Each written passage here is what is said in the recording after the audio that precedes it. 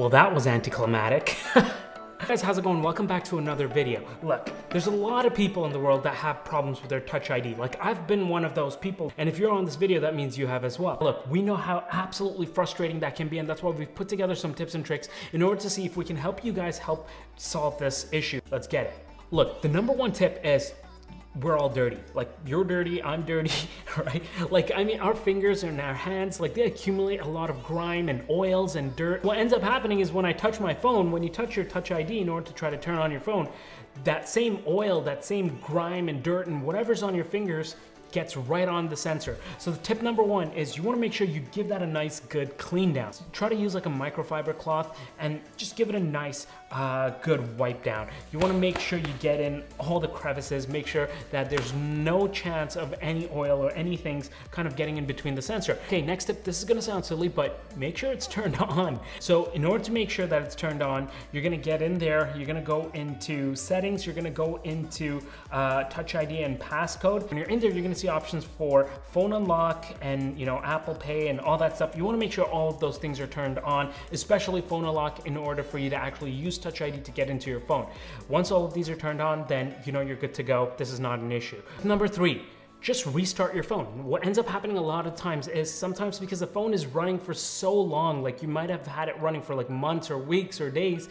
I mean, it's possible that there could be any bugs or, you know, slight cache issues. So you want to make sure you just give it a nice power cycle. Now, what that's going to do is make sure that if there's any bugs or anything like that, everything kind of just gets refreshed, right? In order to do that, simple. Just press the power button, hold it down until you get the message where it says ready to turn off, slide it, and turn it off. And then give it a second so that the phone can breathe. And then you turn it all back on again and then test your luck. Hopefully by then, if you've had any issues, hopefully they get resolved at this point. Tip number four. We're gonna go back into the settings menu this time, and we're gonna go back into Touch ID and passcode. And over here, you're gonna see an option to add fingerprint. Now, if you have previously added any fingerprints, you're gonna see multiple fingerprints here, maybe like fingerprint 1, maybe fingerprint 2, depending on how many times you've actually added fingerprints. If you've added multiple, it could be that it's kind of giving the iPhone mixed signals, so you wanna make sure that the sensor is picking up the correct fingerprint. In this case, what I would suggest,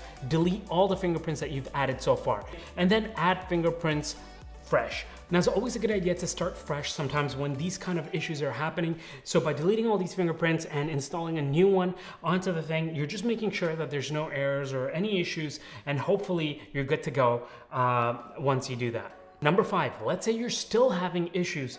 It's very possible that sometimes, because these are phones and, you know, maybe you're throwing your phone around and stuff like that, some parts like near the whole Touch ID area might be coming loose. So in order just to make sure, you might want to just press down firmly around the Touch ID sensor, around the button, the areas around it. This one is kind of just like a Hail Mary, just making sure that there's nothing absolutely wrong going on behind the actual sensor. I mean, there's no way for you to actually know unless you take it into a repair, which leads me to the next point, which is number 6. Just factory reset your entire phone. And in order to do this, you're just gonna go into your settings, just swipe down in settings, click up top in the search bar and type reset. You're gonna see the third option down is erase all content and settings. You wanna hit that. You wanna make sure you go through the steps that they ask you to, and firstly, make sure that your phone is backed up before you do this so that you don't lose all the stuff that's on it.